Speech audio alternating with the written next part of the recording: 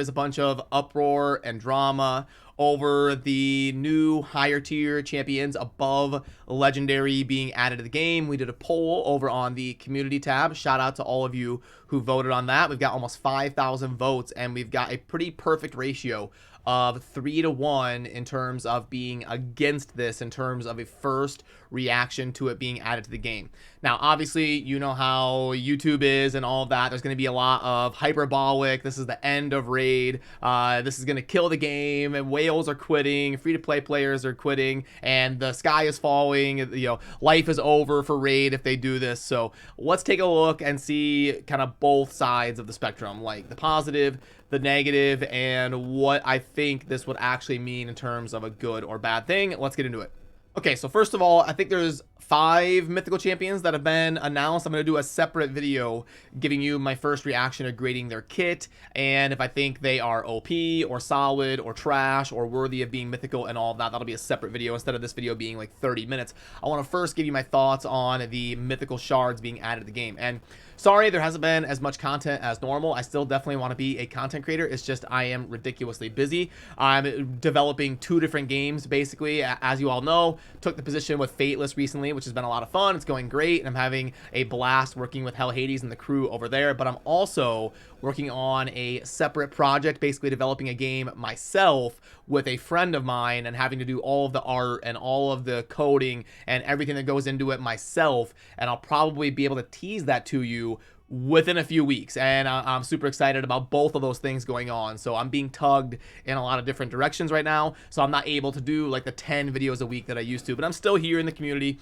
I'm still playing, and I'm still kind of monitoring everything and wanting to do videos about the most important stuff. And also, as I move into trying to develop games, my perspective on things has started to shift a little bit. Well, not shift, but like I'm understanding a different way of thinking as I kind of get into a different role within the industry, which I think is going to be good because I'll have the perspective of being a player and being a content creator and also being a game developer. I'll have kind of all 3 of the triangle of perspectives. And the thing that's tough for Plarium is obviously your game has to evolve. You can't just have a game that's live for 10 years and you don't add anything. So they do have to add things, and the problem is they get into a situation where they've added so many champions because they have to keep doing events, they have to keep introducing new things.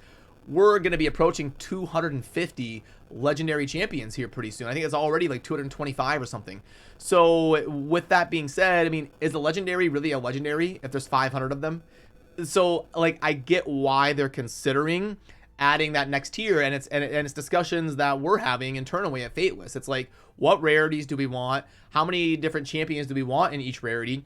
Do we want a super rarity where there's only like 10 of them, like Raid is doing here with Mythical? Or is that bad for the game? And these are all difficult conversations that you have to have when it comes to a game because there is pluses and minuses to both. But first, we'll start with the negative side of the coin and why the majority of the player base tends to kind of gut reaction and be against this. And that is because of a couple different reasons. But first of all, players are very completionist. Players like to feel like they can acquire anything in the game. When something feels like it's just straight up off limits to you, that leaves a bad taste in your mouth when it's like impossible to acquire something. And Diablo 4 just had this problem recently. They released the game and it was being received mostly positively until recently, but they had uber unique items in the game where like literally only 5 people on the planet are going to be able to acquire one of these, and that was received extremely negatively. People are like, why is this in the game if I literally can't acquire it if I grind 12 hours a day my whole life? This is just stupid. So you see this in other genres as well, where if people feel like there's something in the game that is just straight up impossible and they're never ever gonna have a realistic opportunity to have access to it, they're probably going to be viewing it in a negative light. So if we start introducing champions that are way more rare than legendaries, players are going to feel like, okay, well, this is stupid. I'm not some uber crack and whale that spends $5,000 a month, so I'm probably never going to get these champions anyway, so it's just really dumb.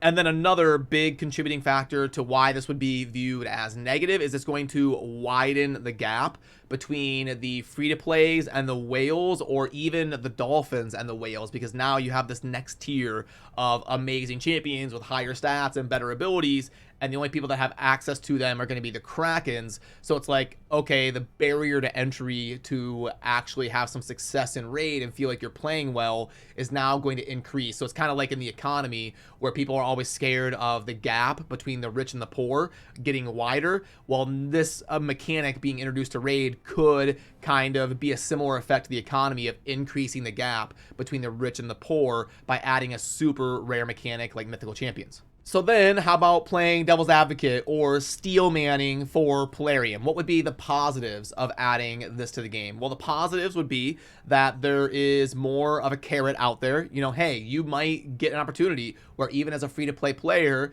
every now and then you could randomly get super lucky and acquire a mythical champion. So there is an opportunity for you to possibly add something super impactful to your account without having to wail out, even though the odds are super small. If you're not worried about competing in Platinum Arena, it's just a net positive because you could acquire something super cool. You probably won't, but at least it's out there as a possibility now. So it's kind of like the more opportunities, more content, whatever, why not? If I'm a free-to-play player, no matter what, why do I care? It's just more opportunities, more stuff, and more possibilities within the game.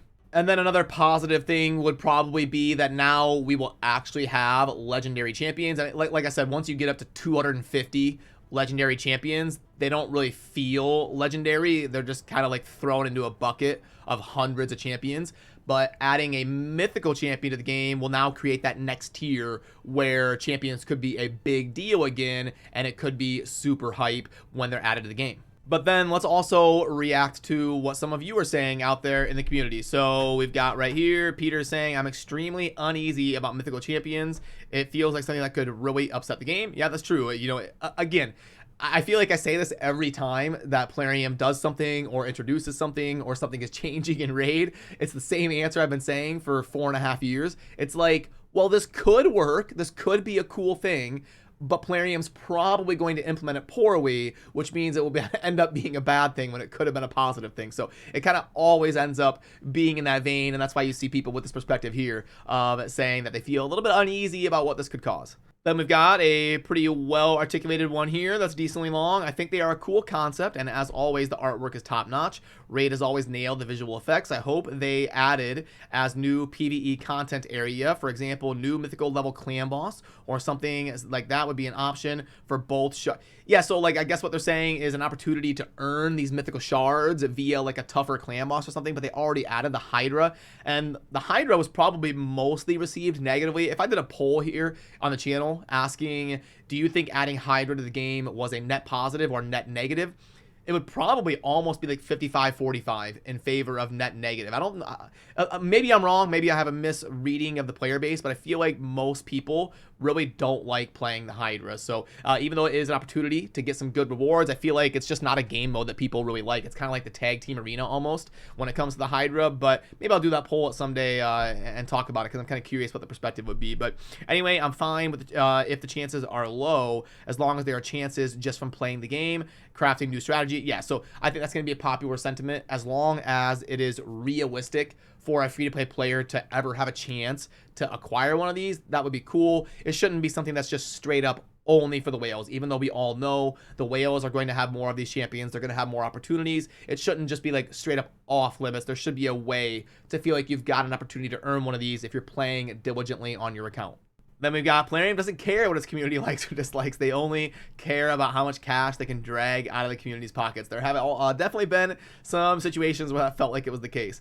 Undecided until I hear more. That is true. We kind of need to see a little bit more information about how these are going to be acquired, how accessible they are to the free-to-play and low spenders, what the odds of summoning are, and get a little bit more in-depth breakdown of what a roadmap might be in terms of these being introduced to the game and how impactful they'll be and how they're going to affect PvP and everything that kind of goes into it. So it is a little bit difficult to do anything other than a first impression in terms of trying to get full context on these mythical champions. And yep, it really depends on how it's implemented and how accessible they are to free to play. Yep, we said that. Yep, that's going to be a common perspective for sure. Having a hard enough time advancing in 3v3 arena as it is. Can imagine how, yeah, once you start having these mythical champions in those tag team arena defenses, If you don't have them, it is going to make the game really difficult if they are super impactful and have higher stats and all that. We've been playing the game long enough to know what Plarium's going to do. Yep, it's probably going to be something where it's like, it could be cool. Like I said, it could be cool, but it's probably going to get implemented in a way where we're like,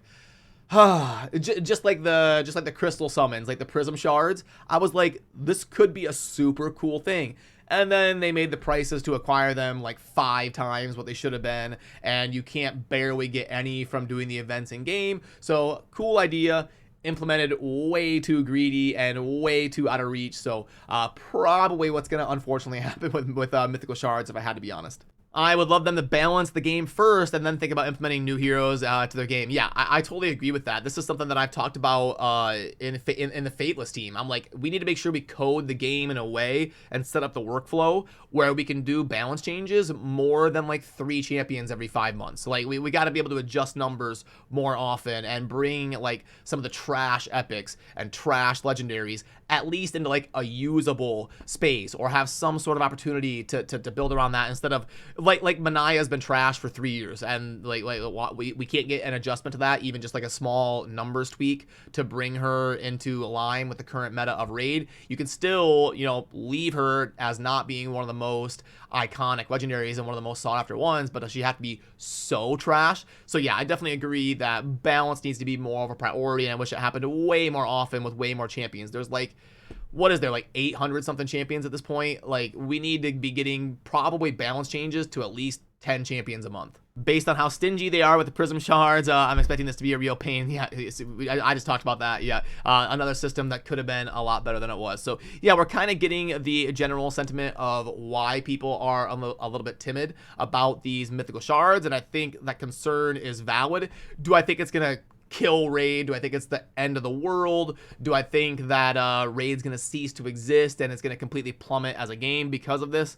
No, but if I had to predict, I'm gonna guess that it ends up being something that could have been fun, could have been cool, but these shards will probably be like $74 a piece, and it will be like way too inaccessible to some of the lower spenders in the game, and it's going to end up being received negatively because of that, if I had to kind of predict how this is going to go. But okay, the next video that I do here on the channel is going to be reviewing the mythical champions and their kits, and then letting you know my thoughts on their grade and if they live up to the hype of being mythical, or if they're trash or good and all that. And then we'll do some polls here on the channel where you can grade and see how you compare to my grades about those mythical champions as well. So I appreciate all of you, and I hope you have a fantastic rest of your weekend. I will see you soon in the next video.